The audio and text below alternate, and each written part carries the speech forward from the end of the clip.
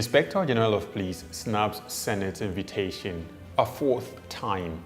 Economic and Financial Crimes Commission to inaugurate new headquarters. Alert as Federal Executive Council mandates surveillance at country's borders. And on sports, Mourinho confident of Ferguson's recovery. These and more in a moment.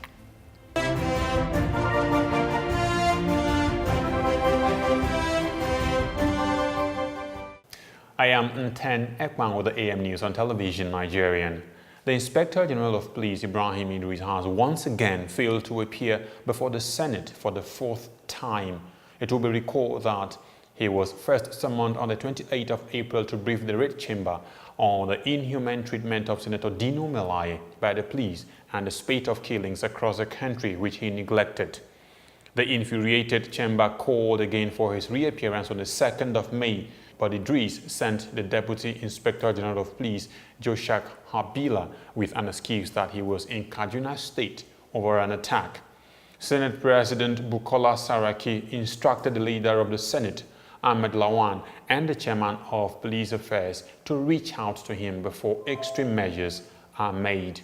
The two principal leaders also met President Muhammadu Buhari on the matter to express their displeasure. However, the police boss refused again to appear before the lawmakers for the fourth time, and neither did he send any delegate. Leader of the Senate, Ahmed Lawan, informed that he made several attempts to reach him, but the IG did not respond to his calls and text messages. Senator Emmanuel Boacha described the act as a national embarrassment. The acting chairman of the commission, Ibrahim Magu, made this known in Abuja on Tuesday during a media chat with journalists on a tour of the new edifice. TVN News correspondent Austin Peacemaker completes that story.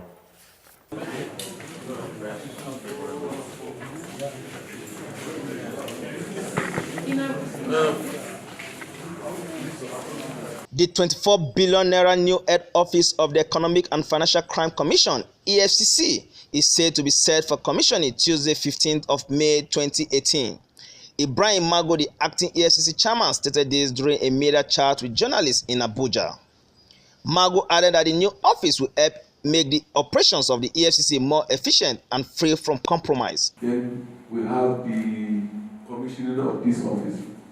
It is going to be done by Mr. President Muhammadu Buhari, on Monday, or on Tuesday 15th, here. We are all invited to grace the. According to Mago, the head office, which is almost completed, is said to be a legacy many generations would be proud of even after his tenure as EFCC boss. Feeding questions from journalists, the EFCC boss lamented over corruption fighting him back in the course of doing his job. Corruption fighting back at every minute, at every hour. I'm telling you, corruption seriously fighting back. People will be disrespected. It has gone down to as low as in the shade, a 70%. I mean, it's just terrible. It has never been so down. Touring the facility, the EFCC boss took journalists around the offices and sections of the new building. It is hoped this multi-billion naira office building will help in enhancing the operations of the Economic and Financial Crimes Commission in fighting corruption in Nigeria. Austin Peacemaker, TVN News. Following the report of a fresh outbreak of the Ebola virus in Democratic Republic of Congo, the Federal Executive Council on Wednesday directed the Ministry of Health to set up surveillance at all the nation's entry points to prevent the spread of the virus to the country. The Minister of Health, Professor Isaac Adewole, disclosed these to State House correspondents at the end of the Council's meeting, presided over by Vice President Yemi Osinbajo at the Presidential Villa, Abuja, and gave the assurance of the government's determination to keep the country safe and free from all communicable diseases. Nigeria was on the 20th of October 2014 declared Ebola-free by the World Health Organization after successfully containing the spread of the virus and breaking the Ebola transmission chain, which had ravaged parts of West Africa and beyond. Still ahead, Jose Mourinho is confident of Ferguson's recovery. Don't go away. For almost a decade, The Nigerian army have given their all to ensure that our dear country is not overrun by Boko Haram insurgents. Some have in the process paid the ultimate price, while many will forever live with indelible scars occasioned by their determination to protect the country, no matter the hurdle. Despite these, they have remained resolute and undaunted, and today, all territories the insurgents once took control of have been recaptured and normalcy restored. And now, for the first time in a long time, the end of Boko Haram is foreseeable. Therefore, the wisest thing for the remaining insurgents to do is to surrender today or face total destruction from the army. Remember, the Nigerian army will stop at nothing to ensure that total peace is restored in all parts of the country.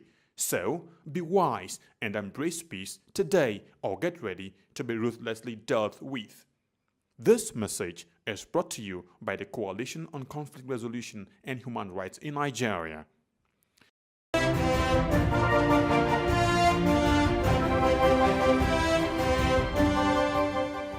In sports, Jose Mourinho says Manchester United are confident and positive that Sir Alex Ferguson will make a full recovery from a brain hemorrhage. The legendary former United manager is understood to be making encouraging progress following undergoing emergency surgery at the weekend. Mourinho is keen to respect the Ferguson's family's request for privacy as the 76-year-old recuperates in a Manchester hospital. The Red Devils manager believes news that the Scot is conscious and talking, and even said to be discussing the latest football results and will lift his players in the final 3 games of the season. On the foreign scene, North Korea has freed 3 United States citizens from prison. The move is viewed as a goodwill gesture ahead of a historic summit between President Donald Trump and North Korea's Kim Jong-un. Trump said he would greet the men when they return with Secretary of State Mike Pompeo, who has been in Pyongyang to arrange the planned talks. They had been jailed for anti-state activities and placed in labor camps. Trump announced the release of the men in a tweet yesterday. And that's AM News on television Nigeria. And just before we go, the headlines once again. Inspector General of Police snaps Senate invitation for a 4th time. Economic and Financial Crimes Commission, the EFCC, to commission 8 new headquarters.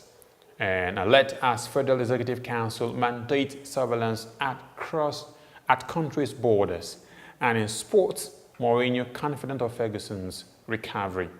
Remember, sincerity is impassable unless it pervades the whole being, and the pretense of it saps the very foundation of character. I am Nten Ekbang. Good morning.